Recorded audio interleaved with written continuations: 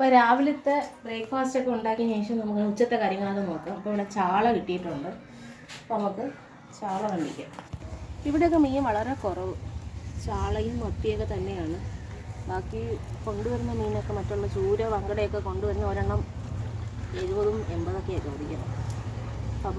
അപ്പം അമ്മ മീനൊക്കെ വൃത്തിയാക്കുന്നുണ്ട്. അപ്പോൾ മീനൊക്കെ വൃത്തിയാക്കിയിട്ട് കണ്ടിച്ച് കഴിഞ്ഞിട്ട് നമ്മൾ കുറച്ച് ഉപ്പിട്ട് ഒന്ന് വരവിയെടുക്കാം. അങ്ങനെ മീനിൻ്റെ അഴുക്കൊക്കെ അങ്ങ് പോകുമല്ലോ. ഉച്ചത്തേക്ക് അപ്പോൾ നമുക്ക് ഉച്ചത്തേക്ക് കുറച്ച് ചീരത്തോരൻ കൂടെ വയ്ക്കാം. മോനെ അംഗൻവാടി കൊണ്ടാക്കിയിട്ട് വന്നപ്പോഴത്തേക്ക് അവിടെ ഒരു കടയിൽ ചീര ഇരിക്കുന്നുണ്ട്, ഒരു കെട്ടി 25 രൂപ. അപ്പം അത് മേടിച്ച് ഇനി അതൊരു തോരൻ വയ്ക്കാം. അപ്പോൾ എനിക്ക് ഈ കട്ടിംഗ് ബോർഡിലൊന്നും വെച്ച് അരിഞ്ഞ് വലിയ ഇതില്ല, കൈ കൊണ്ട് അരിഞ്ഞ ശീലം. പിന്നെ ഈ ചിക്കനൊക്കെ വയ്ക്കുമ്പം മറ്റേ സവാള അരിയാൻ വേണ്ടി മാത്രമേ ഈ കട്ടിംഗ് ബോർഡ് എടുക്കുള്ളൂ. അപ്പോൾ അമ്മ കടയിൽ പോയപ്പോൾ നോക്കി ബിരിയാണി ഓടിച്ചോണ്ട് വന്നു കേട്ടോ. ഇതിൻ്റെ യഥാർത്ഥ പേര് വെജ് ബിരിയാണി എന്നാണ്. അപ്പോൾ കട്ടിംഗ് ബോർഡ് വെച്ച് കട്ട് ചെയ്തിട്ട് ശരിയാവുന്നില്ല, വീഡിയോ എടുക്കുമല്ലേ. അപ്പം കട്ടിംഗ് ബോർഡിൽ ചെയ്യാത്തതുകൊണ്ട് തന്നെ അപ്പം ഞാൻ തോറ്റു. കൈ കൊണ്ട് തന്നെ അങ്ങ് അറിയാം. അടുപ്പിലോട്ട് വയ്ക്കും. ഒരു പാൻ ഇട്ടിട്ട് വെച്ചിട്ട്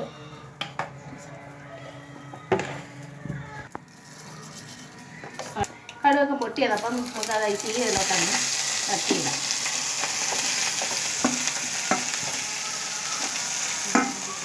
കുറച്ച് സവാള കൂടെ ഇതിലോട്ടങ്ങ് ഇടാം. ഇതിപ്പോൾ നിറഞ്ഞെങ്കിലും വാടി കഴിയുമ്പോൾ ഈ പാത്രം തന്നെ കൊണ്ടുപോകും. ഇപ്പോൾ നമ്മൾ ചാള പുളിമുളം വയ്ക്കാനാണ് പോകുന്നത്. അപ്പം ഞാനിങ്ങനെ ഈ രീതിയിലാണ് വയ്ക്കുന്നത്. കുറച്ച് സവാള, ഒരു വലിയ സവാളയാണെങ്കിൽ ഒരെണ്ണം എടുത്തിട്ട് അതും ഒന്ന് വഴറ്റി, എന്നിട്ട് വഴറ്റി തക്കാളിയും ഇഞ്ചി വെളുത്തുള്ളി എല്ലാം കൂടെയൊക്കെ ഇട്ട് പൊടികളെല്ലാം ചേർത്ത് അരച്ച്, അങ്ങനെയാണ് ഞാൻ പുളിമുളം ഉണ്ടാക്കുന്നത്. എനിക്ക് ആ രീതി അറിയാവൂ.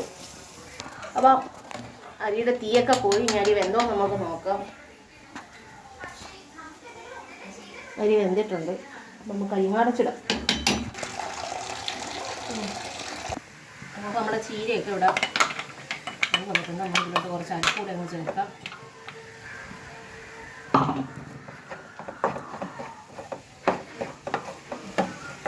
തോരനെ ഇവിടെ സെറ്റ് ഇടുന്നുണ്ട്. ലേശം ഉപ്പ് കുറവുണ്ട്. അപ്പോൾ അത് മീൻകറിക്കുള്ള കൂട്ടൊക്കെ ഞാൻ അരച്ചെടുത്ത് നമുക്ക് തിളച്ച് മീനൊക്കെ ഇടാം. അപ്പോൾ നമ്മുടെ മീൻകറിയൊക്കെ തിളച്ച് നല്ല സെറ്റായിട്ട് വന്നിട്ടുണ്ട്.